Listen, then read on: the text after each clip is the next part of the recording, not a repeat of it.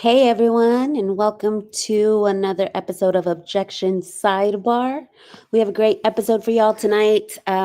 We are going to be recapping Perez versus Lively. That is still my Roman Empire I posted because I'm still thinking about it. Like, still thinking about the court notes, still thinking about the brief that was just filed. What's next? It's something that stays on my mind all day. And we have DFJ joining us, who is our go-to for the Perez versus Lively saga. How are you doing, Hi. DFJ? She was MIA, going through some family stuff, and now she's back. So she kind of we wanted to do the stream because she felt bad that she's like on the day of the hearing. Something came up with her family, and she's like, "I didn't get to give you your flowers." So Yeah, and this is the I felt so bad because I've been covering Perez and this whole like subpoena gate, specifically Perez though, this whole time. And then what was that? Everything feels like a blur. It was my grandfather who is basically like my father and my rock and the person I'm closest to my whole family. And he went into the hospital Tuesday and we thought he was going to come out, and then it ended up being a hospice situation. So I ended up not sleeping for like 3 days straight. And, he's in heaven now. And that was really hard. But I'm here. I'm back. And I just feel bad. Yeah, because I followed it the whole time. And then CJ, I have to give you your flowers, CJ. Amazing coverage. And I wish I could have been there to like support you and cheer you on after the second hearing you covered, because your notes again just slayed. And this is a great and distraction. So bless your soul. That morning, you were dealing with, you were holding grandpa's hand and stuff, and you're like checking the weather updates for me, like, girl, it's going to be windy and rainy, like, just letting you know. And then take pens, which it's an inside joke because I kept thinking, like, DFJ keeps telling me about these pens, and these pens, I'm not going to run out of ink. And sure enough, at that second hearing, I did run out of ink and I needed another pen. And the second I was pen, hounding CJ like about these stupid pens, and I was yeah. annoying her. She's like, And the "Shut up." second pen, yeah, the second pen was, like, not warming up enough or something. It was, like, writing, but, like, not writing right. And then so luckily I had that third pen. So, shout out to DFJ for the pen idea, because otherwise I would have been penless. So, yeah, so that was really cool of her to, update me on the weather and stuff, and that's why I took that hat. So the hat And was it's courtesy crazy. of Yeah, DFJ warning me about the wind and the rain. because like I'm kind of by the desert, and we had storms. Like that day was so bad because I had to drive to the hospital in it, and I was like, oh my God, CJ, I was like, I wonder if it's going to hit over there. So I sent that to you, and I feel a little. I told CJ, like, I was like, I feel a little rusty, because normally I like to be very thorough, I like extremely thorough, like read and reread and notes and more notes, and then I asked CJ a bunch of questions, and so this is, I'm not going to be as I feel like I could miss I not as well read for this as I wish, but I tried, and I'm gonna have to listen to your videos again, CJ, because this was just like on the first two listens, the notes that I got. Yeah, and so this is a picture of me. The slides today are courtesy of DFJ, her beautiful pink slides. So thank you for that. And she said, giving CJ her flowers. And this is the first day of the hearing. It's a great picture screenshot that she took from one of the videos. And I really love this picture. It's me and Perez, and I got the big reporter microphone from the first hearing. So thank you, Synth Lord, for the super chat. If you think CJ is fireproof, and buy a super chat like me. Thank you so much. I appreciate it. I appreciate all the love, and I got a lot of love the day of the hearing. Everyone's like, "Here's some, here's a super sticker for a coffee and all this stuff." And I was telling them, like, I'm not bougie. I don't do Starbucks. I do 7-Eleven black coffee. And somebody else sent like $10 and was like, "You could do plenty of 7-Eleven coffees with this." So that was really nice of y'all to do that. Yes, Christina says you made it into some new news clips walking out with Perez. I think it was the first hearing. Yeah, and it's funny because a lot of people in my real life don't know that I do this or that I was doing this or anything. And so the cat was out of the bag once I showed up on the news. Like, wait, was that you on the news? And then some people were like, "Are you a lawyer? Are you Perez's lawyer?" Which was really funny because I was like, "No, he doesn't have a lawyer." Hen said, yes, you were on the Vegas news. Yeah, it was really crazy. And the fact that people noticed. Thank you, Hens. You did great. Thank you. And I Um, just love it because you like it, this was so last minute too. And it's not easy just to pick up and fly, you know, to fly to go mhm. to this hearing. And originally there was only supposed to be, we only thought it was one hearing. Like, so the fact that like then CJ coordinated it so that she could be there for the second hearing on Tuesday was just so cool. And I'm so proud of you.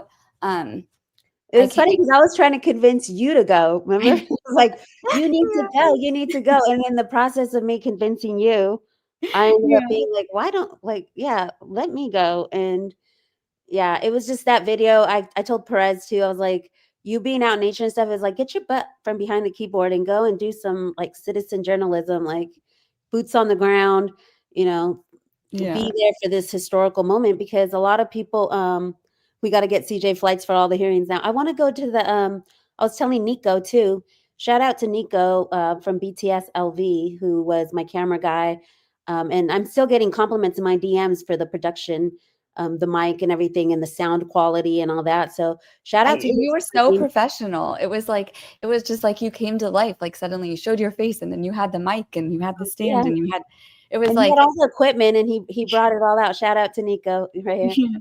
I'm gonna ask him if I can share his personal Instagram because he does these really cool videos where he does like a puppet, like he has like a puppet, not like a puppet show, but it's like a guy puppet that he does voices for, and it's pretty comedic and stuff. But I'll have to ask him if I can share that. But if you guys want to support Nico, you guys can go to the at BTSLV but account, and that's he's the cinematographer. He does the editing and stuff for their red carpets. It's like a film and red carpet type of thing where they show up to film events and around Vegas. but I agree with Hens. Like I think you should be at the New York trial Yeah, I for told Nico, I was like, "You're gonna come, right? Because you're my equipment guy." So we were already talking about it. Thank you, Earthkeeper. because I loved your notes. Like we're gonna show a clip that just like I don't know why, maybe because I'm just so delirious, tired, but just the way that you cover it and your notes you sent me, I was like, uh, I was just laughing so hard at the way you interpreted like how the judge was speaking to, and you always call her Meryl instead of her last name. You're like he's like Meryl, sit down. Now sit down. And I love. I was on Ashley's stream too, and then she was telling me she's like, um, I'm not ever gonna see it any other way of how it happened other than, "Yo, Judge Lyman," because I was like, at the first hearing, I said, Judge, what is it, Bowler? Is that his last name? Uh, Bullware. Bolware, yeah, Bolware. I was like, he hit up Judge Lyman and was like, "Yo, Judge Lyman," and she's like, "I can't unsee it now. It definitely happened that way." He definitely said, "Yo." But okay, so this is the part that we're gonna So that like. so that's the only thing that will be important for you, Miss I know. Cabrency. So then he's like, I'm gonna give you homework. Because she was just like, I want to be a part of this, I want to be a part of this. He's like, all right, you want to be a part of this so bad? Let me give you homework. How about these search terms? So he goes, that's something you can do. You can suggest search terms. Um, like something that's already common. Like we already know the common ones would be something like Blake Lively. That's obvious. But you have experience in this stuff, and Mr. Hilton does not, he says. So you can come up with search terms. And this is the part where you know how this is the part how many terms is also litigation in itself. This is the part you guys remember when Perez said that this is going to be so long, like this could take months and months because this is there's search terms that have to be used. So that was the part where DFJ was cracking up because I was like, she kept wanting to be like, well, can I see the privilege log? Can I do this? And he was like, no, no, no. And then he's like, you know what you can do? You can help with the search terms. And she thought it was hilarious because I'm like, you want some homework? Yeah, you want to be involved so bad. And I had to say, like, okay, some of this is my interpretation of it, but yeah, it was pretty much like that. There was a part at the after party where I was asking around what people thought about it, and the one girl was like, "Yeah, she just kept." Meryl kept going, but like it was almost like secondhand embarrassment because you were just like, "Oh, girl, like stop it, like read the room," because she was just getting shut down, and then her body, like looking at her body language too. So you could tell that she was just fighting for her life. Khaleesi said, I love the detailed notes. Yeah, I enjoy writing them. Um, I wish that I could have been like writing and looking around more because it was like having to do the dual, like writing down and then looking for expressions. Because one of the things that's noted here that she noted was Pocker twiddling his thumbs. I Yeah. noticed he wasn't doing very much, like trying to help her. Like, I'm like, she's fighting for her life. Give her something, hand her a note or something. Like, help her Yeah. out. Yeah. That Yes, was so Meryl funny. was the one from New York. A lot of people kept Mhm. confusing her for Ezra Hudson, but no, it was Meryl Gavrensky. Oh no, Kenny. I hope everyone's okay. They're having a storm. Oh, Um, wow. so yeah, so this is some notes. This is what some of the little tidbits DFJ took away from the notes. Vilo, who's one of our supporters, took notes too. I haven't seen her around since. I know it was so funny because at the after party, she's like, I told myself I was coming here until we got justice, and now I guess I live here because there was really no. And today's episode is called Courtroom Victory? Question mark, question mark. Because although it was sort of a win, later on, we're going to get into this brief that Perez filed. But later on, it's like, was it a win? Was it not a win? What's going to come next? Are we going to get a bigger win? We have Perez saying some surprises are coming. So we'll get into all that. But Viola was one of our supporters, which I thought was really cool that she said that I And inspired her. if she hears this, I'd love to, hear her notes and or I don't know if if she wants to share them or if she posted them somewhere. What's her ex? Do we know? She's not on X, she's only on YouTube, and I haven't seen her around in any of the chats lately, so I don't know if she's just still on an extended vacation in Vegas, and enjoying that through the weekend. So we'll keep an eye out for her on YouTube and see if she's there. But there was also another citizen journalist there, a woman by the name of Liz, who's a civil rights attorney. She actually covered the case for Kirsty Flaw or Kirsty Flaw. Yes. Yeah.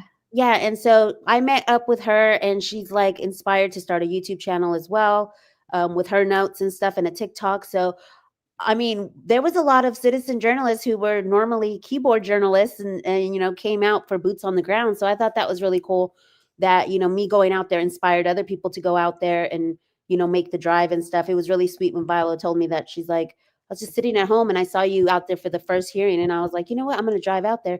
So she sat next to me while we took notes, which was pretty cool. I love that you inspired someone else to come, that's pretty cool.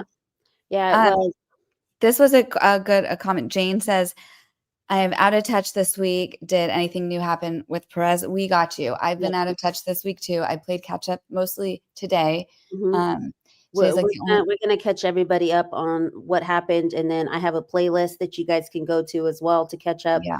So we got you, Jane. Thank you.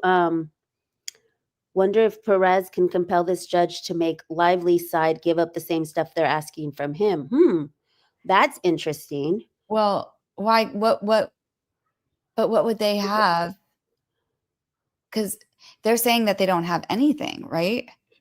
To make Lively's side, like to get Lively to give up info like that he needs, but he'd have to file like a cross complaint or something to do that, to get any type of discovery from her. But that is an interesting thought. But like what, for example, can you give me an example of what he would want from her? Dig into her life. I don't know, just randomly. Well, no, I mean, because he's the one getting subpoenaed. So who is she playing? Who is her PR people, talking to? And we already know James Vitushka allegedly. I had my banner. I was like, "Where's my banner?"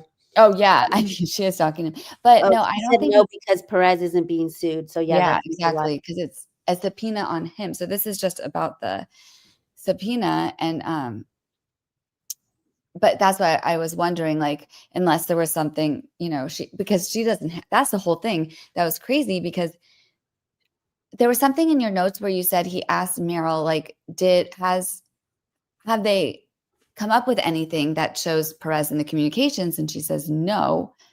And then I think it's the motion to compel for Wayfair that remember last week when the judge gave everything that like Lively could ever ask for, like in her motion to compel, except they gave a cutoff date of like February 2025, but basically whatever she wants. That when I looked up, that's due tomorrow. or sorry, not tomorrow, Sunday. It's due Monday, right? The 8th, September 8th. So That's like, if he's not in any of that stuff, like I find it very difficult to how they're justifying this stupid subpoena, in my opinion. yeah, and you noted here too that I also had written down that she kept saying we know who the sources are, because he was saying like this is different. I can't have you look at this privilege log, because she's like Mhm. this is like privilege logs where there's attorney-client privilege or whatever, and we see it redacted or whatever. And he's like, it's not the same because these are sources, and you don't know those sources. Whereas an attorney-client, you know the attorney and you know the client. And then she's like, no, but we do know the sources are Friedman and Wayfair. And the judge Yeah. clapped back super hard. He was like, no, you don't. I love that of your note. I was like doing something because like I have all this family coming in town in addition to everything. So I was like cleaning, trying to listen. And I like stopped what I was doing and I ran over to my computer and like wrote down that note because I was like, that was so good. Mhm. I'm telling So you, it's like, CJ, how does cannot she be. know what the sources are if she basically was like trying to insinuate that she had some kind of intel, and the only thing that they have is the tag interrogatories, as far as I know, and they're using like word salad type of thing, like where it said what does it say, like a testimony or something, and I'm like, wait, that sounds like it was Yeah, like official. under oath or something. Yeah. Yeah. Um, so we found out through these two hearings, in the second hearing, remember, he was arguing Nevada Shield law, right? Perez Hilton in the first hearing and throughout all his briefs. Yeah. Well, the judge, the moment we went in there, basically decided on the briefs, I guess, but didn't give too many details. But he said federal law applies and then the three-prong test. Which me Um, and you talked about that in our coverage. Was that was that last week? When did we do that? that was the day before the hearing. That was Monday. I think we did, That or was Monday? Sunday or Monday, we did a show right before the Yes. hearing going Okay, over. yeah, you're right. I think it was Sunday. So we we I was just going off your notes and remember that was the crazy because I had done all this stuff on the shield law and then we were like, no, like this is he's saying he needs to argue federal. So and then we talked about the three-prong test and everything. So yeah, see, this is what I see. This order. This was from the motion to compel. It says, well, go ahead, you could do it. It It's says, Tuesday. except as otherwise specified, such discovery shall be produced no later than September 8th. The clerk of court is respectfully directed to close the docket number 552. So this is Lyman's order. And what's funny was that when she filed that brief, Meryl, at the very, at 9 a.m., the day of the hearing, like right at the deadline, she basically said all discovery has closed. So we can't get this from anyone else, only Perez. But then when she got there, Perez was basically, in his brief, he argued that this compelling thing had happened or whatever, that the Judge Lyman had compelled Wayfair. So then the judge was smart and saw through the word salad and stuff and was like, wait a second, what's the exact date that this closed and is, we heard that this was compelled. When are they compelled to do it by? And she was like, oh, maybe the 5th, maybe the 8th. I'm not sure of the date. And he's like, well, you need to be sure of the date and let me know. Because one of the prong tests is duplicate. Like, is it duplicative? Like, can you get it from somewhere else? And so I think this They is where the can. judge is trying to cross his I's and his T's and saying, well, look, the deadline is not over yet. So you can potentially still be getting this from Wayfair. So I think that's what he was trying to point out on that one.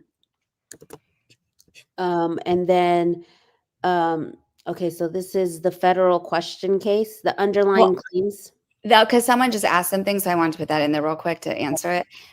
Who was it? Someone said, "Why are they doing not Nevada Shield law?" And it's because the underlying claims, are federal causes of action. So that's why he has to. It triggers the federal privilege law, and that's what like CJ and I mean, we went over it and thoroughly in that Sunday stream. If you guys want to check it out, but. That was one of the main arguments in Lively's opposition to the motion to quash was like how federal law needs to be applied okay, yeah, so that was the judge's order for the brief. Okay, so we're skipping ahead. Because I was trying to find the federal law, the little hold on, I think it's over here. this One, yeah. So see, we were arguing whether and how privileges under the federal common law including but not limited to the qualified reporter privilege applied to this information. So we were already clocking that he was going to use federal law because he had mentioned be ready to argue this in your briefs. Mm-hmm. So Yeah. I'm not sure if he wanted them to argue federal common law in the briefs to make a decision whether federal law or state law would apply. But it seems like I'm going to skip ahead really quick here, but it seems like Perez's latest brief, which I linked in the description, he is asking for an explanation. So the latest brief that he filed was a motion for clarification. Yeah, I have a Because, slide with that. Yeah. yeah, when everybody left and everything, it's like we think we know what happened, and then I read my notes and thought I knew what happened, but then it was still kind of sketchy. And one of the things that he wanted clarification on, he wanted Mr. Lavandera respectfully requests that the court provide in writing the legal basis and reasoning. Oh wait, no, this is the disclosure. Wait, where is it? Where he says why federal law? Right here.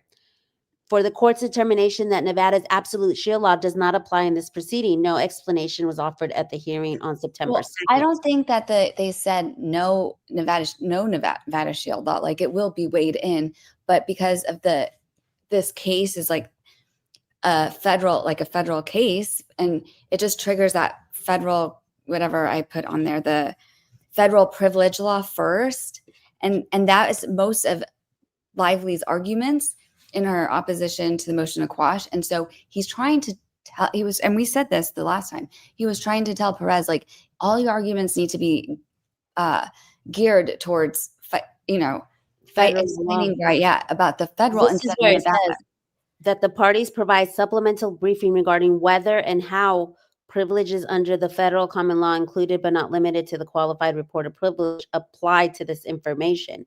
So he was already doing that. But when we were in court, Perez tried to argue that California law was applicable in New York, that she had not gone with federal law. And so he was wondering, and he was like, no. I've already made that decision, Mr. Hilton. Like, it's going to be federal law. Like, federal law is going to trump whatever state law. So, and even with the federal law, they still have to weigh the state law. But it is important that they get to the, use the federal. Do you see the sentence above that, though, with the pink highlight? It says, it is further ordered that the movement should come prepared with the list of materials covered by the subpoena that can be presented to the court for ex parte, which I kept saying parte, but I guess ex parte, in review. This list should describe the type, format, and volume of this information. So notice both, it says list and list. It says with the list of materials, and then the list should describe. So this is what I'm saying, because some people think that this thing right here, what he was saying, these lists were the privilege log. And this was just a list that the judge want. This is my opinion. Sorry, I should say that. This is my opinion. The judge wanted this list to, as a scoping tool, just to see what exists and how burdensome it was versus, and then that's why, he was saying, because even though Perez brought a privilege list, it sounds like, or a privilege log, that's not what the judge had originally. He wanted to see if it's, at that point, just what does exist, to see what the next move was. And the next move is a privilege log. And that's more evidentiary and tying each item to the privilege claims. And then again, it goes back to the chart that CJ and I made, where it's that federal thing for every single one of the items in the subpoena that they're asking for. So, but one of the explanations that I was like trying to overcome is the same thing that Perez was trying to ask. It's like, because for me, it's like looking at the privilege log, if he's asking for a forensic guy to go through the information and then a paralegal to help him with the information, that's now 3 eyeballs looking at sources that, normally, like, I don't know. To me, I guess I don't understand enough about law to figure out how he can look at the sources before, like, because he's claiming privilege, he doesn't want to give up the sources. So we're going to get into well, let me get into this slide before we go. With the privilege log, I don't even think they have to say this. It's like it could, because he said he wanted detailed names. He said he wanted names. That's according to Perez, which we'll get into his motion. Oh, but we don't know because you weren't there. You couldn't take notes for that because it was just him and Yeah, the judge. he was So, just him and the judge. And he see, drops some Easter eggs, but in the motion for the brief, he says, let me pull it up right here. He says, where is it? Right here, that he should submit a more detailed, including names, phone numbers, email addresses, dates, and descriptions of the communications. So he is asking in this clarification, he's like, respectfully complaining disclosure of these source identities or contact information at this preliminary at this preliminary stage would pierce the very privilege that the court has recognized under federal law. So that's what I was saying. I was like, well, the judge gets to take a peek, but nobody else does. But then when he was saying you need a forensic analyst or expert to extract it from the phone and a paralegal to help you compile it, then I'm like, well, that's 3 eyeballs. That goes beyond just the judge's eyeballs. So he's but asking, okay, sorry to stop you. I just have a question. yeah. But didn't he say just to get an estimate and not actually do the extraction? Because I think the thing is he wants to see the privilege log. And then I put this in the notes. Sorry, I'm like, my head's like not totally all there, but I think that way with I think they want to see the privilege log first before they do the before they do the extraction, right? That makes sense. And so that way, like each thing can be challenged. And then I think that this judge is being No, but very the thorough. privilege log has to be compiled by the forensic expert. That's what he said. Oh, you mean he wants to see the estimates first? He wants to see the estimates first, and he wants to see the actual the log, because it sounds like Perez called it a privilege log, which was just the list that the judge gave. That, because we saw it in the order, the minute order, where he said he just wants the list, Volume, type, and format. yeah, and the list for this. And that was, I think, him just to see what the scope was to determine, is this something that like does need to have a privilege log, or me and you, how we thought like there was gonna be nothing there, really. So maybe he would have just ordered it like There's nothing there. Yeah. Well, he must have seen something on that list where he basically was like, "Ooh, you're not going to be able to compile this," because he can't compile the privilege log without the forensic person, is what the judge said. He was like, because Merrill tried to say you can just screenshot, like he could just screenshot the like we don't have to go through all this. Can Mr. Hilton just screenshot, his communications and then just send them to us or whatever? And he was like, no. The judge shut it down and was like, no, I'm not going to make Perez do anything. Okay, He I see what has to get Christina a says. forensic guy. Christina says, I don't think so. They want the privilege to be made by the extraction and then a parallel. So, so first it does seem like he asked Perez to get the estimates for the extraction, but he didn't order him to get the extraction, because remember the Merrill's like, well, can we compare it to how much our extraction people cost or something? Didn't your notes? Yeah, and he said no. He was like, no, because then your person would.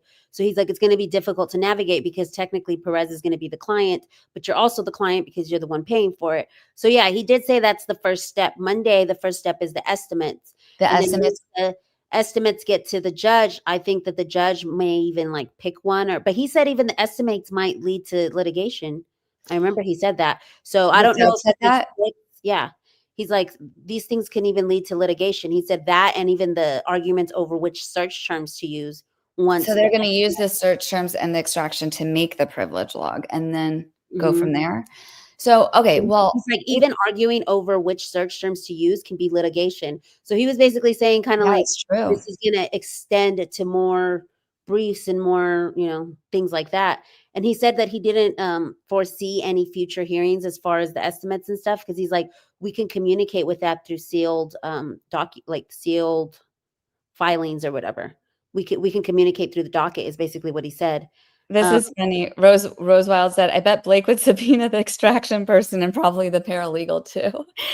After she subpoenaed the dang private investigators. I know. Can you believe not wrong. So this is where you broke down the federal qualified reporter's privilege.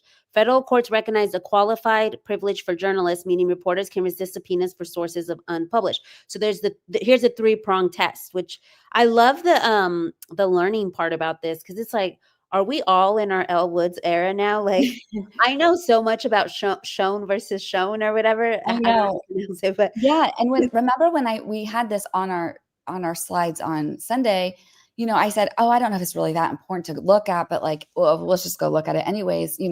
But it turns out it was. And when I went back to look at Perez's briefing, when the judge asked what you just showed, that last order about like the federal privilege like applies and whatever, he did mention, shown versus shown, and like there's a 3-prong test, but he didn't use, in my opinion, I felt like he didn't use the arguments of why they apply here, to why he shouldn't have to produce anything and why he's protected. And I think that like that might, I don't know if that would have helped or not. I think the judge might have done what he did anyways. And I still honestly think the judge is on his side and trying to protect him because, Lively is going to just take this to the end. And I don't even know if you can appeal this, but she would probably try to appeal this. Jennifer, you can do 2 times speed or just join us now. Here we're at. Did you see they have 4 feeling times? better. They have 4 times speed now. Did you see that?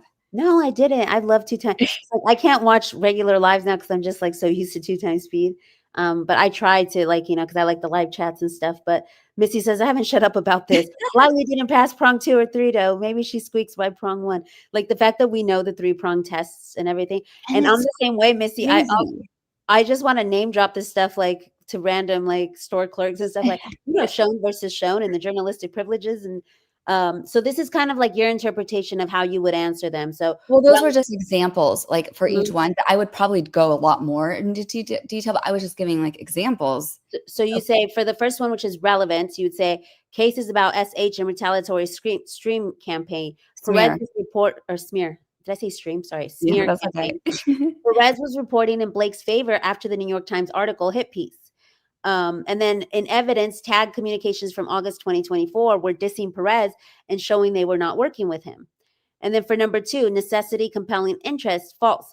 Loudly withdrew all the other content creator subpoenas, which this is one that I was like the Candace Owens stuff. And even when he said Billy Bush was on that list and didn't get a subpoena, that was another good argument. Filed creator subpoenas who filed motion to quash, never responded to Megyn Kelly's. They're not serious. 107 content creators subpoenaed and a YouTube account with 1 subscriber. So definitely that argument I feel like is really strong. It just says, because it says without it, the party cannot fairly proceed. And it's like, well, you just like anytime they fought back, you're like, oh, we don't need it. We don't need it. We don't need it. And then the one time like Perez fights back, now they're pursuing him. And it's clearly it's not the case. The case can go forward without him just fine. And they didn't even, they already know. TAG already said that they did not consider him a serious journalist back in August when their Lively's claiming this whole smear campaign began. So, and then their other discovery showed that they didn't even know how to get a hold of him back in February or January of this year. So it doesn't make sense. Like if he was working with them January of this year, even if like they did eventually in January figure out how to get a hold of him, she filed this case in December, of 2024. So that's the thing is like she keeps moving the goalposts to fit her narrative, and when it doesn't, because one of the things that I clocked was the 3 different dates. It was like she's asking for in the interrogatories. She was asking tag from June I have that forward. I have that in the slides if you want to go to it. Okay. Let me just wrap up this last third one. Exhaustion and unavailability says the motion to compel granted just gave Lively access to all of the communications with alleged agents through February 2025, and she can get it from the parties. And that comes in on Monday, this coming Monday. Yeah, and the thing with this, though, is that the judge did say that he had not put an end date when they were talking about February 2025. He's like, says who? I haven't put an end date on when this is compelled or whatever. So I thought that was a little Easter egg that I was like, what do you mean no end date? Like you're considering to present or like what? Well, did someone say? Someone mentioned February 2025. I think it was Merrill mentioned February 2025, and he's like, I have not did an end date because maybe his end date is January. I mean, maybe maybe it's before or when she filed in December. Okay, I didn't think that. So yeah, we went through this. This is a little chart that we had made with all the requests for productions. There's 7 of them. And this was just showing like that was the original list that, I think he he had wanted to. asked how quick, because that's the thing I don't understand. He said, how quick can you produce a list of the materials and the expenses and costs to produce this? But I wish he would have, like, in that hearing been like, you're going to need the actual, like, cost, not just Extraction like, costs. yeah, like the actual vendor, estimate from a vendor, like a legit estimate or But invoice. then Um, also remember someone else, I think it was vague and ambiguous in the last stream we did about that. If you go back real quick, that for something else about the cost, remember she was saying it also, you can add in too, like, how long, like this is taking away from his job and he's gonna have to like get his kids a babysitter, and like if he's gonna have to travel for it, or he's not gonna have access to his phone, which he uses every day for social media, like things like that. I mean, I don't know how long an extraction takes, but I But I think it think that's like, why he decided that she was going to pay for everything, was based on those burdens of him having to take away from work or him having to, do all that. So he's like, someone else is going to do all the work for you, and then they're going to pay for it. Like, mhm. they're gonna pay And for the that's what we've seen paralegal. before is Lively's had to pay for like case and cost lows, extractions, and because they can get really expensive. Yeah, I saw they charge 200 to 400 an hour. Oh my God. And then, yeah, sometimes even more depending on like the volume, like if it's like an iCloud or whatever. And it's funny because Meryl was arguing, like, you don't need to know like all the details to get like an estimate. Can he just tell me like if it's going to be like phones or a laptop or an iCloud? She's like, because usually the way we get estimates is we'll be like, it's a Gmail account, an iCloud account, and 2 cell phones. And then we'll get an estimate that way. And so that way I can get an estimate from our guy. And the judge was like, no, we're not giving you any information on anything. Like, he's got his job. So this is why a privilege log protects Perez, in your opinion. It says it forces Lively side to argue category by category, not for a fishing expedition. Once the log is in, Bulware can apply the shown balance test to each category. That narrows Lively subpoena dramatically. And that's what he was saying. He's like, how can I make a decision on whether it's privileged or not if I don't know what's in it that makes it privileged? So he's like, I'd have to look at it. So that's the thing that I found weird as far as like law and like, judges and stuff. It's like, I get what he means. It's like the chicken before the egg or whatever. It's like, I can't make a decision whether or not it's privileged without having the details of the information. And then I can say, yes, this is privileged, and no, you can't see it. Because she was saying, even if it's privileged, can we still look at it and just like, it'll be redacted? And he was like, no, you can't look at it at all. So Bolware may even agree with Perez's privilege claims, but he still needs a privilege log to procedurally justify quashing or limited the subpoena. And that's exactly what Perez said when he exited, is that he's really by the book. And so he wants to be by the book. And this is the procedural thing to do. This is. Oh, wow. Okay. These were all my opinions, and based on my research. So that's why I'm glad that you can say like whether or not like this is on the right track. But because I still felt like the judge was on his side. I felt like he was just trying to, go by the book, but also help Perez as much as possible. And people keep saying, okay, 3 estimates. Yes, 3 estimates on Monday. And then also on Monday, though, Wayfair has to turn over all that discovery from the motion to compel. So what if something from there, shows whatever conversation someone had with Perez? Then I feel like that could be used here to say they can get it from them. Like, get me out of this. Mm-hmm. Let me see if this will play. This is Perez outside the courtroom where he talks about, I don't know if you guys can hear the audio. So let me just, sorry, there's a commercial before it.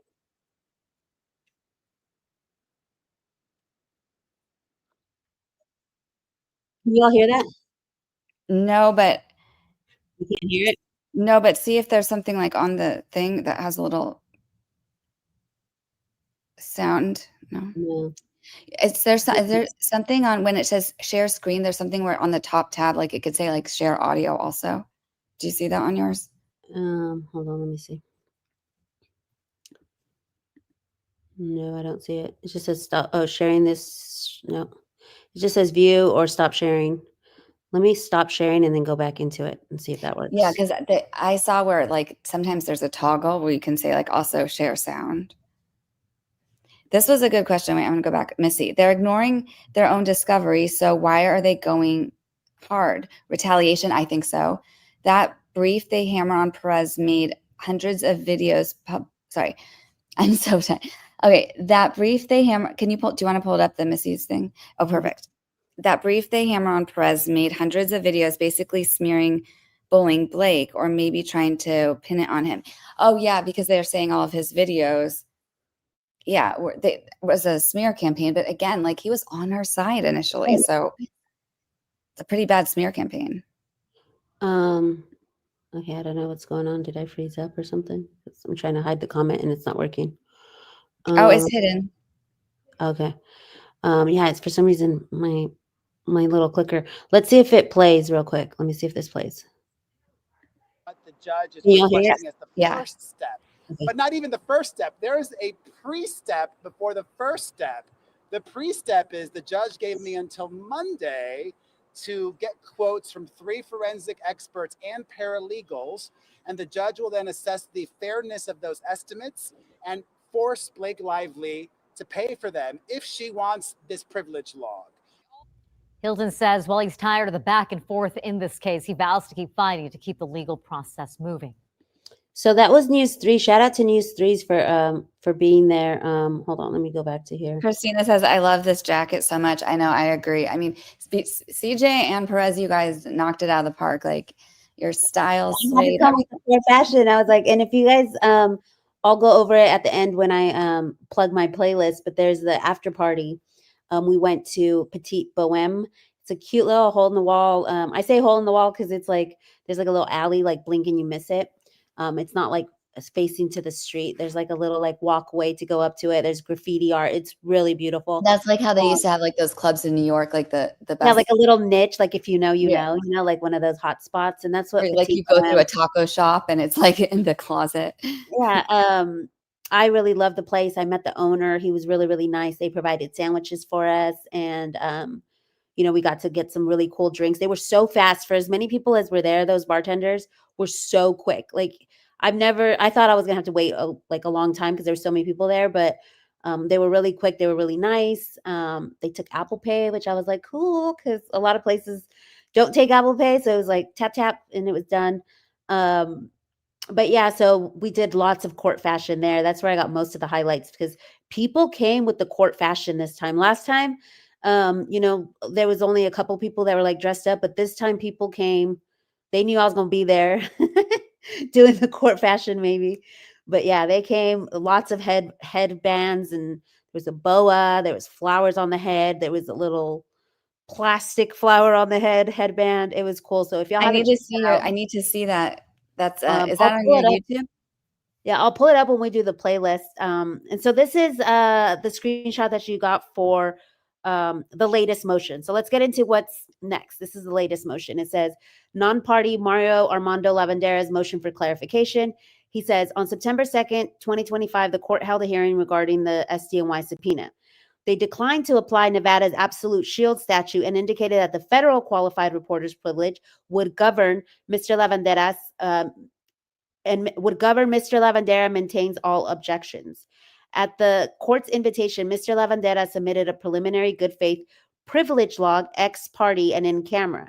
The court indicated the log should be much more detailed, including names and contact information, and that it would be filed under seal and initially for the court's eyes only. But see, the thing is, the extraction guy would be privy to that, and so would the paralegal who helped, put it together. It says the requested relief that he's requesting, and I link the full document because it's about 6 pages long. But he goes into some case law argument there too, and he proposes these stages that he feels that would be more safeguarding the information, like a coded log with no names, content sampling with identities masked, and then stage 3, identities only if legally necessary after the finding. So he kind of goes into that. If you guys are legal nerds like me, the entire filing is down there. And he also has it on his YouTube channel where he reads it, which is also very fun. I know I liked my documents read by Lauren for the Baldoni versus Lively. I'm like, I don't even want to read them. I know, me too. So if you like more reading, Perez has it on his. If you just want to scope it out yourself, it's linked below. But this is what he's asking for. He wants clarification that he may submit a coded privilege log without disclosing the sources' names or contact information. Adopts the staged protocol outlined above, which we just talked about. Okay, but I have a question, and it's the same as Rose Wild, where she said, "Oh, not that one; it's the one before." Even if he wants a coded privilege log, the extraction is still going to show the real info, even though it's only going to show it to like Perez and the judge. I mean, I guess maybe they can, afterwards, like redact it or seal it or code. I mean, I this judge, I do not think is going to like actually have Perez reveal any sources, to be honest. Wait, where was she speaking at? I'm not a bot. Blake's fashion at today's speaking engagement. Is she out and about? She had her red bottom shoes. I dislike her so much. I don't even think she looked good. I'm gonna have to look into it real quick before we leave because that's interesting. DM are you on X? You can DM us the link. Yeah, if you can. So okay, so let's get into Does that make sense? Like, I mean, because if the extraction log, it's going to come out however it comes out. You can't have it coded, code names, and afterwards you can seal it or use the code maybe names. he only wants to give code names to the judge, maybe. Yeah, I think because the extraction will only go to the judge and him, and then after that, I'm sure I do not believe that this judge is going to let any of his sources be revealed, to be honest. And so the third thing he wants is a written explanation of the court's legal basis for declining to apply Nevada's absolute shield law, including the authorities that he relied upon.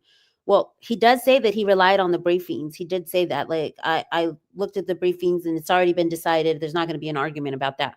So that was the only one thing he did shut Perez down. But I love whenever he did shut Perez down.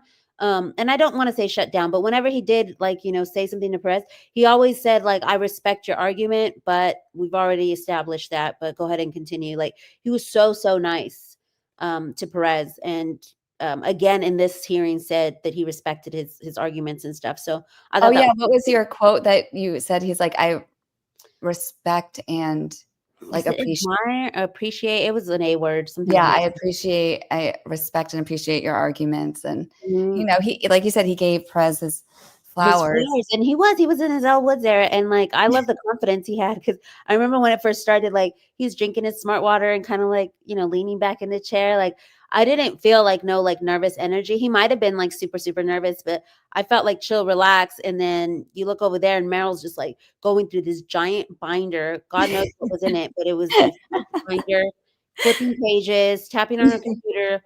Like, she was prepping. And then homeboy, the Nevada lawyer, was just like twiddling his thumbs. Yeah, he was playing with his thumbs. And then he was like, it was so weird because he was looking directly at the judge's chair. He wasn't in it yet. And he was just staring like right at the judge's chair. I was kind of just like looking around, and I did look at the judge's chair for a little bit, but he was like locked in on the judge's, like just staring straight ahead. It was crazy. Thinking of anywhere else he'd rather be right now. And then that's why I like all these slides. See how there's like flowers? I put flowers on them because I want to give you your flowers for all of this. Thank you. Again, I will keep saying it.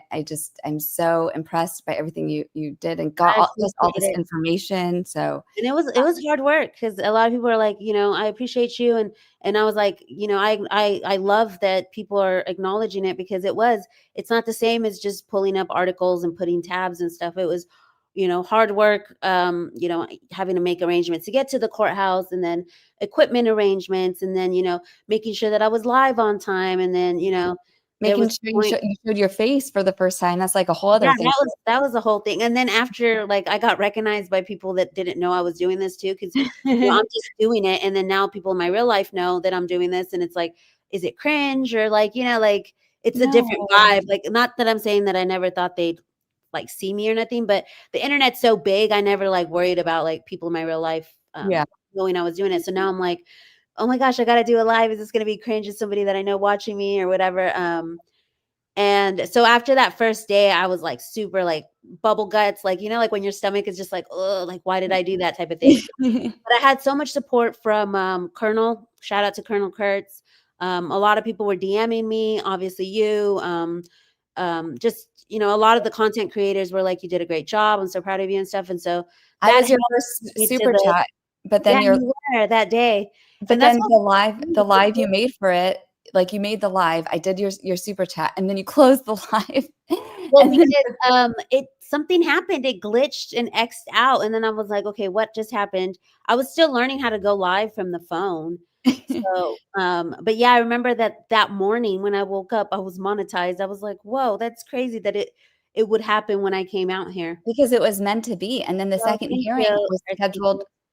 Yeah, exactly. And then the second hearing was scheduled for like the day you were leaving, so it worked out perfect. You were able to attend both. I mean, the Mhm. odds of that, the whole thing was meant to be, and I'm so Yeah, it was like so proud almost of God led. It was crazy. Okay, so the number 4, okay, he wanted the legal explanation as to why he chose that, and a written explanation as to why he wants the source names and the contact information as part of the privilege log disclosed. And I think that's kind of like what me and DFJ went over a little bit in that last slide, which gives kind of a reason why he wants to look at it, Yeah. so he can determine it procedurally. Um, it says stays or holds in abeyance any further obligations regarding forensic extraction, paralegal review, or expanded privilege log submissions until this motion is resolved. So he's like, can you just clarify for me exactly why all of this is going on? Because it was just kind of said and there was like no legal backing or explanation. Well, it kind of is the protocol though for this, like for the subpoena and for the discovery. What is it? The rule like 45 or whatever. I think this is actually the process. So I think that's what the judge will respond to him. But even Missy said right here on at like 7:51 stage review and only names if Lively somehow clears the shown test. Hold on. So 51. Let me find it. 51. Okay. It's Missy.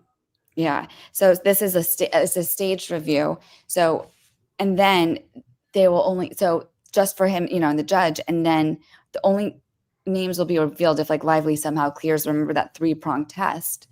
And that's, exactly it. And I think that, I don't think they're going to clear. I think that they're forcing, Lively also to show like a real need for all this by making Perez like quantify the burden, and by requiring Lively to brief why she can't get it anywhere else.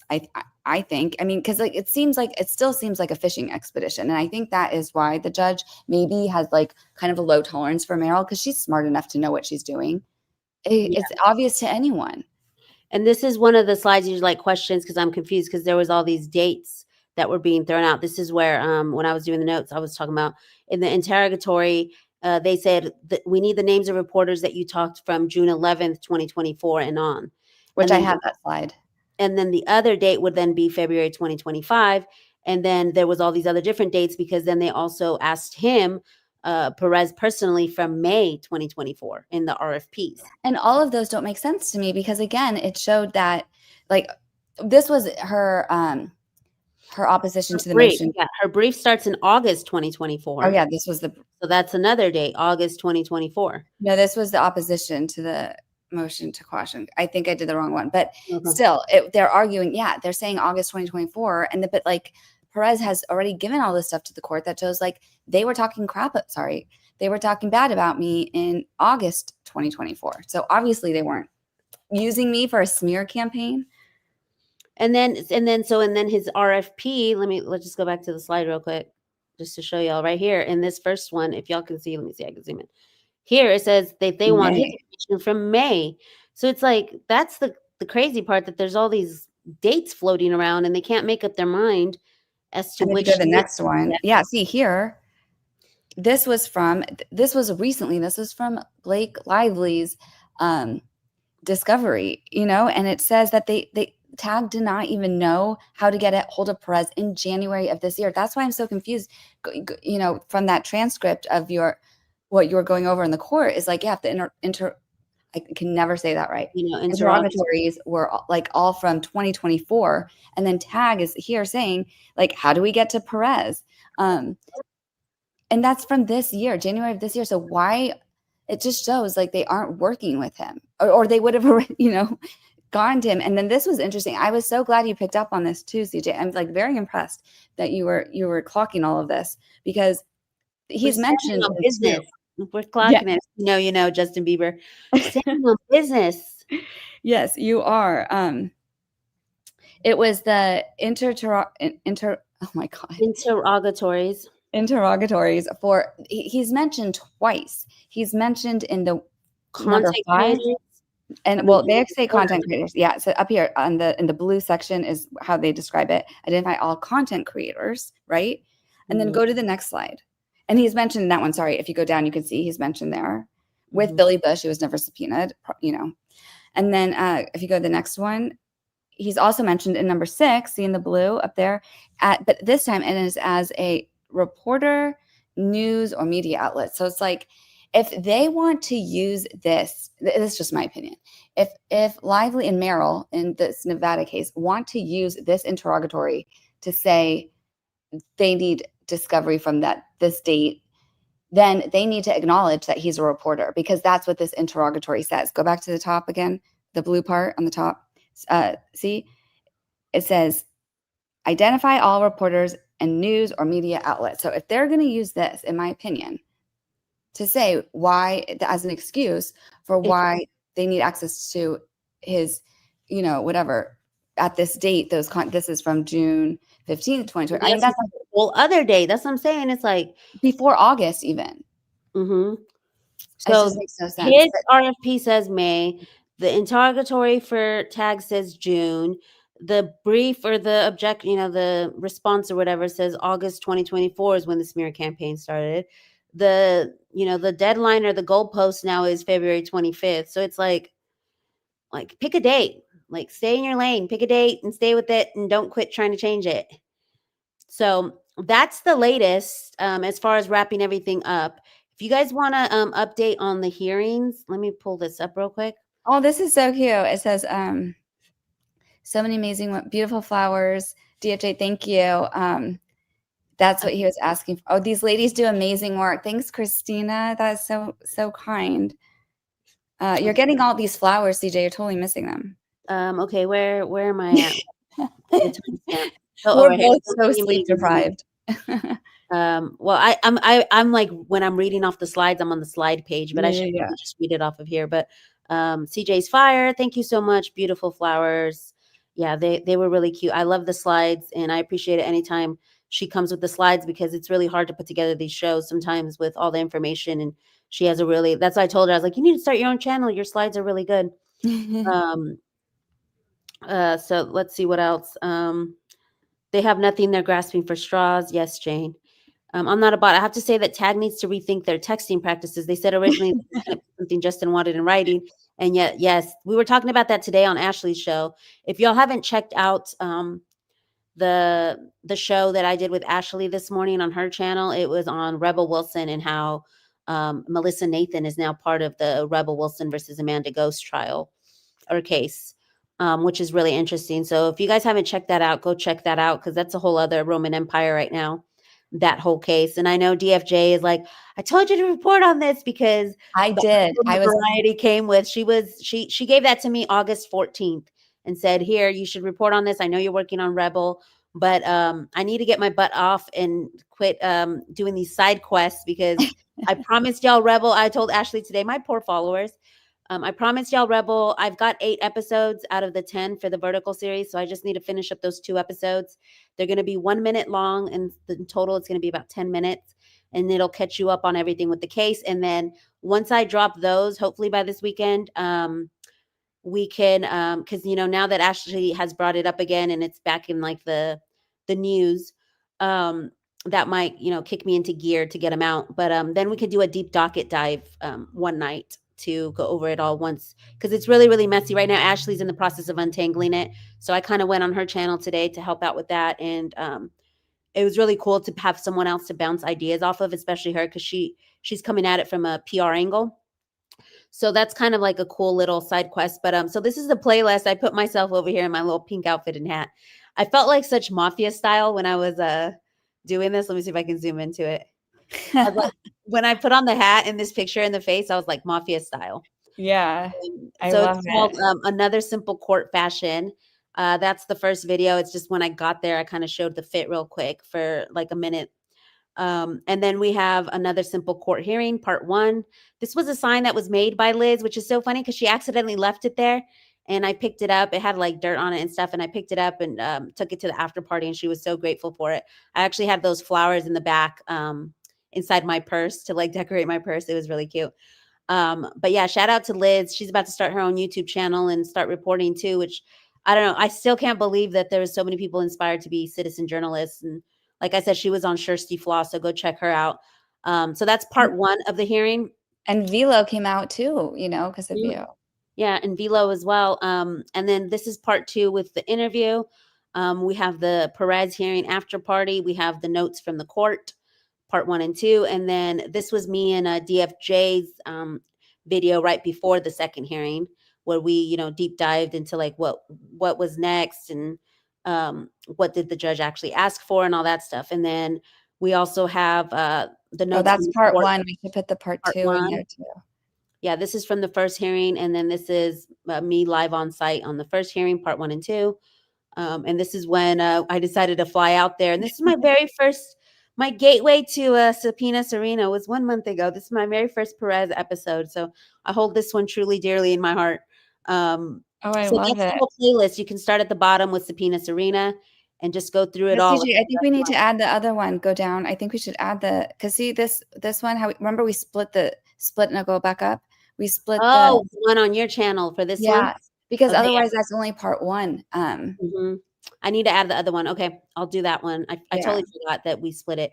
So I love this. This is awesome. This is the when my team pitched the idea, I thought it was impossible. And I know that sears like stainless, lasts like cast. I have premium, just not on this channel. It gives you commercials on your own channel. Yeah, and I have premium on my personal account, just not on the CJ account, but I need to get premium on this one. But there's me and Perez at the after party, which was really, really cool experience to get to hang with him. Here's some of the court fashion. Look at that. Look at that headdress. That's so wow. Cool. Another headdress here. And then I love this one. Look, it's like a little plastic flower headband. Can y'all see that up there? Yeah. So that was really cool. And I just went around and said, like, you know, what are y'all thinking? Here's Liz, who is the civil rights attorney from San Diego, who's starting her channel. We also had her and her boyfriend, who are, I don't know if it was boyfriend or just colleague. Sorry, I don't know if they were going out or not. But they were from Vegas Navigator, which I follow now too. So shout out to them for being there. We had matching little pink vests. Aww. So there was like the little fashion there. And where's David at? He was gassing me up. Where is David? Because I was like, I'm gonna have you do the intro to my show. Let me play. Oh, here he is. Like this part. David, hey, you guys are you are live with CJ, the one and only. This is big, ladies and gentlemen. This is big. Support your girl. Yep. Give her all the credits. Like this post. Subscribe. Subscribe and follow because she's got more things to come. Yep. You're in for a treat. I'm going to have CJ, him record that you. for the intro of my show. We love you, CJ. Keep it up. Keep the hard work going. Thank you. So that was really cool. I told them I was going to crop it and post it to the intro. I like this, what Missy said. She said, judges in the Ninth Circuit have accepted coded privilege logs before.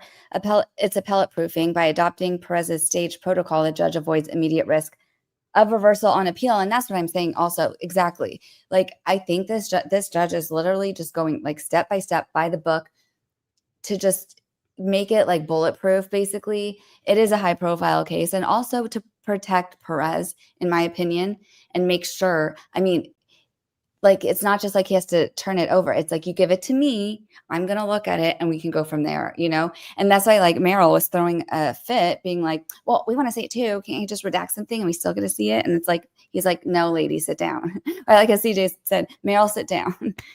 Yeah. Yeah, David was so sweet. I love that. And most of the people I interviewed were like, oh my gosh, you're so great. So that was really cool that I got to like, you know, hang out with fans of mine and stuff too. So we're going to be wrapping up with how we can support Perez. He did have, and you know, a little Easter egg at the end. Wait, can I do one comment before? Yes. This from Kinney. She said, maybe these PR reps should be careful about the way they talk about clients via messages. I bet they will now. Yeah, I bet they will. Which one is that? I can't Oh, see. sorry, Kenny. Right here, Kenny. Yeah. I Let's thought have they will now because seriously, like Melissa Nathan, And well, now she's wrapped up in this rebel stuff because of something she said that Camille clocked. We think she saw it on Reddit because they posted it to Reddit. I didn't put it out there because I was still sleuthing. They're talking about these articles on Rebel and this Mattel trial with Friedman, and I was just gonna package it all up. And so I kind of sat on it, but Variety got the scoop. Obviously, Camille found it probably on Reddit. I'm thinking because they do like check all this stuff, and so she clocked it. And now Melissa Nathan is in another lawsuit, which sucks for her, but you know, the like Rebel suing Melissa Nathan. no, Amanda Ghost is suing Melissa Nathan, saying that she helped that she helped Rebel smear Amanda allegedly. So this is how you guys can support Perez. This is his X channel. It's at Perez Hilton. If you guys do X, you can go follow him there. And this is his YouTube channel, which I love his shorts. These are all his shorts right here. His surprise the other day was that he's dropping some merch. So you guys can go support his merch, which is so cool. I'm going to pull it up here. Grab your friends, wear your florals. So this is his new merch line. He's got cups and stickers and all kinds of different colored shirts, sweatshirts. And I love, look, it's got the flowers. So let's help him out, give him his flowers. And if you wanted to help him that way, he's also making some cameos, as you can see over here. He's introducing his cameo.com/Perez Hilton. So these are just ways you can support him as he's going through this. He's always been fun for me to watch. I mostly was old school and read his blog. Like, you know, instead of going like TMZ or Daily Mail, I would just like in the mornings or whatever, just go to like his blog and just read it. But I've been getting more into his YouTubes now that I'm more on YouTube, which are super hilarious and funny. And he covers pop culture topics every day at 7:15 p.m. Eastern. And if you guys watch his videos, all of that, it helps him a ton. So CJ, on Monday, because he said that he has a big surprise. Earthkeeper said, "What will be Prez's big surprise on Monday?" He said that's going to be on his YouTube? Yeah, so I'm going to go ahead and play what he said exactly. So I basically asked him, do you have the vendor list together? And this is what he said. So this is the last live that he's posted. Yes, CJ, I got that. And I have all I will say is this. I've got a surprise for Monday. I got a big Blake Lively surprise for Monday. So I'm not going to tell you what it is. But it's good. Oh, it's good. Yeah! Oh, yes. You guys. This is going to possibly be a game changer. Oh my God. There's no guessing. Oh, thank you, Tweety Bird. All right, y'all. Have a wonderful weekend. I love you. Talk soon. Bye. Okay, what do we think it is? That's the this video is really great. It's called Gay Scandal and More Hot Topics. He goes through so many cool topics. Charlie Sheen. He talks about Sabrina Carpenter's new album. I don't know. I really love this. It was only 30 minutes long, and I was cooking while watching this, and it was really, really fun. Ooh, I'm gonna watch that one too. And Kenny said, "Ooh, live chat as well." So he's like, "Ooh, he def has piqued my interest." Me too. What do you think it is, CJ? Game changer. He said no guessing, so I was like, I ain't gonna try and guess because he said no guessing. But I don't know. One of the things that popped into my head was, did they email him saying they're dropping the subpoena? I don't know, but he did still say that he was like, you know, nervous and barely coming up for air. Well, so, maybe if Wayfair turned their discovery in earlier, it's due on Monday. I mean, maybe what day was this video? This was Friday. Oh, I doubt they did it that early. Maybe, yeah, I don't think it was that. I think either like he has a lawyer or something. I don't know. Okay, so that's another thing that has come up since then. He did make a video saying that that he was looking for a lawyer. Was it? These are his shorts. Wait, let me go. So then it's not a lawyer if he made a video after. It was a video afterwards saying he's looking for a lawyer. Oh, is this why is this on the lives, or are these my lives? Okay, hold on. Let me go to his channel because I was like, that's my live. Hold on, Perez Hilton. So And view channel. I missed, because this week obviously I was offline. But beforehand I loved like making those repackaging the videos, making those like 1 minute clips to help like, get people excited about what he was talking about, and linking back, to his video, so that people were just spreading the word about what is going on with this. Because I mean, Melissa Nathan, honestly, I know she said not great things last August, so hopefully she's like said sorry since then, because I think Perez has done the most for this case. Like, Yeah, he's and done the best especially PR. shine the light on Subpoena Gate, because the content creator stuff was not it was not really talked about in MSM. And when he was talking to the news stations and stuff, he talked about the other, 107 content creator subpoenas and how some of them have only 4 subscribers and things like that. So, and this, for me, this side quest is probably one of the most important, more than, oh, it's a smear campaign or an SH case. This is a, could set precedents for how journalists report, and not even just journalists, just anybody who wants to, report on things, and that anyone can come after them and their sources. So, yeah, I feel like this one's really important. But so this is the night before my big showdown. No, that wasn't it. It was Ooh, I love this the comment. one with the lawyer.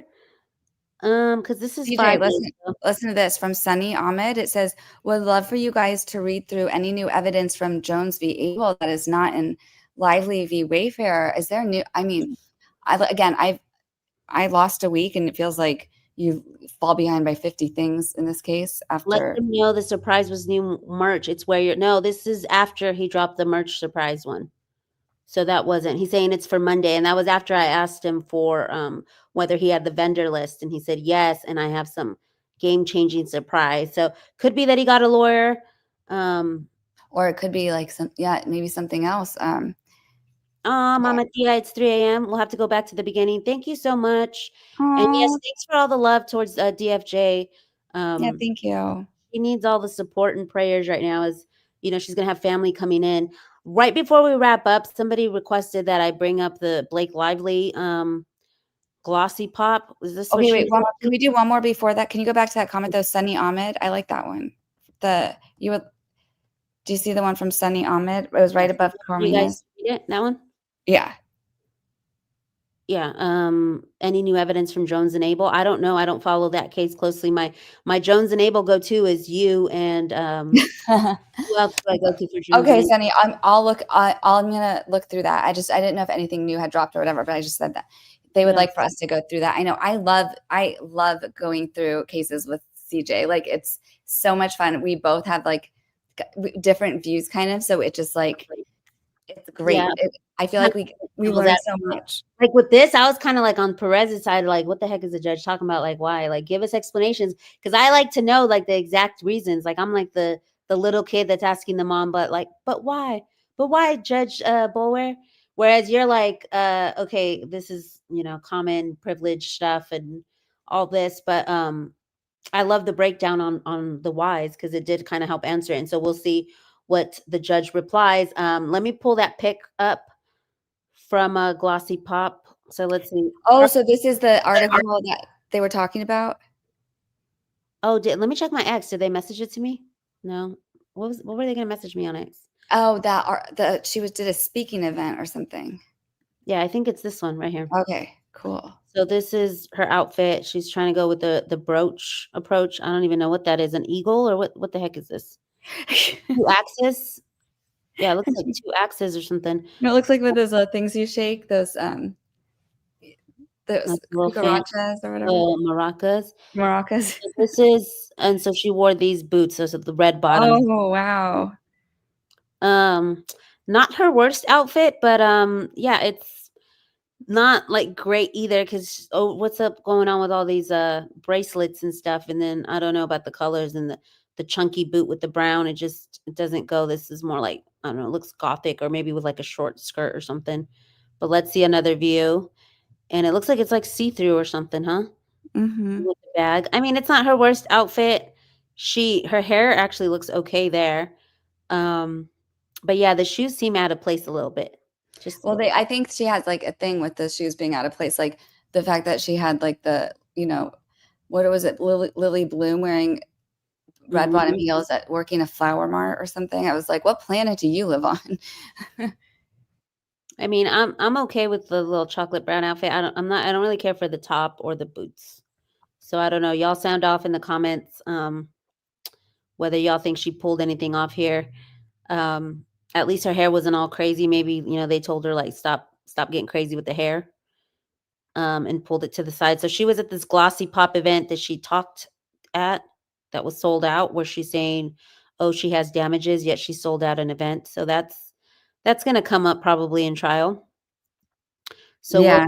we'll see how that goes. Yeah, right? Because it's Color. like, how's her reputation damaged if she's killing it,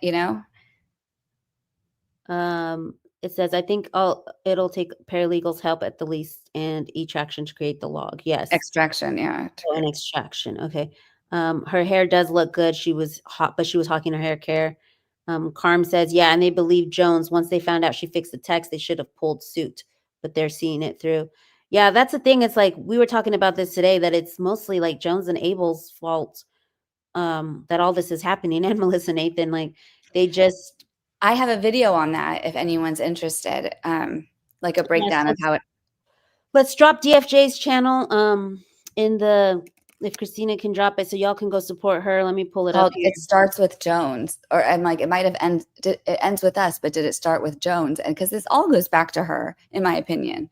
And it is crazy. So I'll definitely check out if anything else has come up on that docket, but it's crazy. Yeah, that one. Channel, we were dual streaming. So this is the one that part 2 of it, decoding what went on in the court. Or no, it was this one right here, support press freedom. No, you're right. I think it was the. Yeah, we did part 2 on your channel. The coding was the part 2. Yeah. So go and check out DFJ. It's Don't FCK. We'll link it in the comments. Christina will. And yeah, so let me know if you're part of replay crew in the comments. What y'all think. I need to get rid of all my It's okay. Let me know in the comments what you guys think Perez's surprises. Let me know what y'all thought of Blake's outfits in the comments. And if the judge doesn't accept this motion on Monday, Perez still then has to turn in so we're going to get something on Monday no matter what for the Perez docket at least. It says, we love you as team and individuals, talented and smart. Hang in there, DFJ. Sending you lots of love and support. Thank you, Missy. Thank you. Nat said this engagement will damage her claim that smear campaign hurt her. Yes, a lot of people are saying that this will. I know Ashley had posted something like, how is this damages?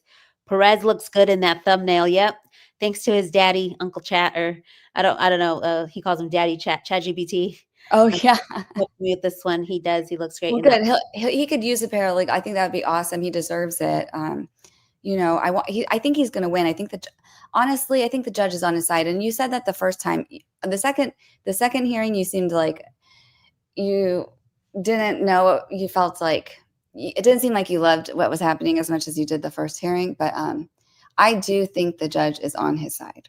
That's just my opinion. He says, I would keep doing it myself just on principle. Perez's surprise is a pro bono lawyer. That could be, because he did say game changer. A lawyer would definitely be a game changer.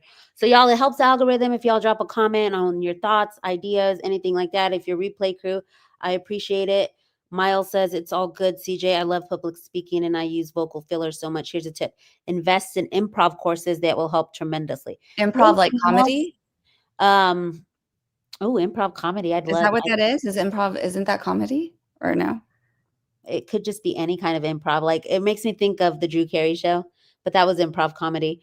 I keep saying, Verna also gave me the advice to start learning new words and then using one new word. And I believe I used it on one of my Taylor Swift Easter egg ones. And it was the word, now I forgot it. It was a word of, it was a French word, I believe, of like when you get chills, when music gives you chills. And I already forgot what the word was, but that was her advice to me, was learn a new word and try to use the word in your stream, and it'll go a long way. So I appreciate all the feedback, even when people are like, you say too much, which somebody did comment that. Somebody else said that tended to interrupt the interviewer sometimes. Like, I don't wait until they're all the way done. Oh my God. I mean, yeah, there's definitely, there's So like, I appreciate the feedback. It's always appreciated when it's constructive criticism. I hope you focus on the positive. The reason why I still don't have an intro song is because someone said the horns were too loud. I used to have the objection intro, and it was like this kind of a Law and Order, like, but like with horns. And someone's like, "Have you ever heard this intro on headphones? Like, it'll blow your ears out. Like, it's too loud." And then I tried to re-record it, and then it was too low. And then I was just like, "Okay, I'm done." No, the News Nation clips always do that. Like they sound fine, and then at the end it goes really loud, and I'm just like, ah. But no, CJ, this is like about giving your flowers. I know that there's constructive criticism comments always. That just is a nature of the beast. But I hope you focus more on the positive comments. That's the best advice I could give you, because I've seen, up and coming content creators where they just like focus on the one or two negative comments, and it just like gets to them. So just focus, because I want you to accept your flowers. This was all about giving you your flowers. I'm taking them, and I'm sharing them with y'all, because you guys are my supporters, and without y'all, I couldn't have gotten this far.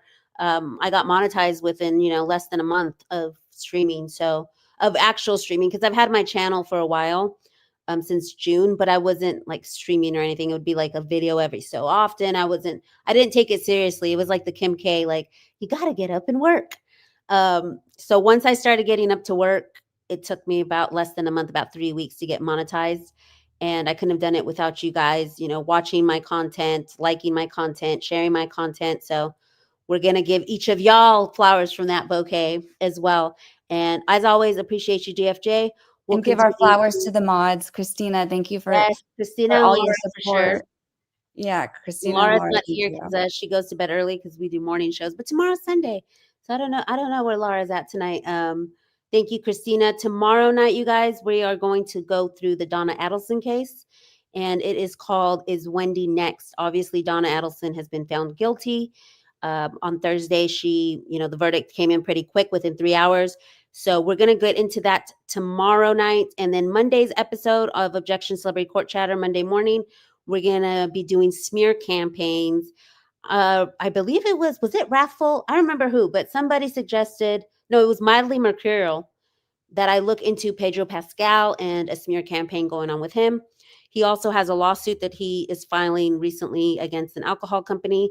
So we're going to look into that. And the episode's going to revolve around smear campaigns, the Rebel Wilson case, Pedro Pascal, and obviously update on anything Blake Lively. So it's going to be a fun Monday medley. I'll see you guys there. Until next time, you guys, take care. And we'll either see you on Crime Chatter or Celebrity Court Chatter. Have a great weekend. Thank you, DFJ. Appreciate it.